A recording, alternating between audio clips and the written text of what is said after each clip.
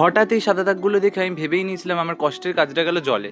আসলে আমি এই ভার্নিশটা দেওয়ার পরে হঠাৎ করে এই সাদা স্পটগুলো দেখা দেওয়ার পরে আমি তো অবাক হয়ে গেছিলাম, কারণ এই ভার্নিশটা আমি এর আগে অনেকবার ইউজ করেছি, এরকম আমার সাথে প্রথমবার হলো।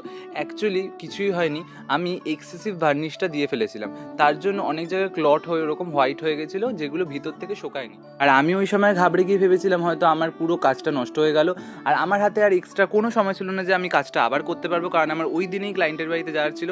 আমি সারা রাস্তা ভাবছিলাম যে আমি কি পুরো কাজটা নষ্ট করে ফেললাম, ক্লায়েন্টের হাতে আমি কি দেবো, এই বাজে সাদা দাগওয়ালা কাজ করটোটা আমাকে কি বলবে। কিন্তু না, ওটা পুরোপুরি শুকিয়ে পুরোপুরি ট্রান্সপারেন্ট হয়ে গেছিলো, দেখতে খুব সুন্দর লাগছিলো পরে, কারণ মোটা ভার্নিশের লেয়ার পড়েছিল তাই বেশি চকচক করছিল।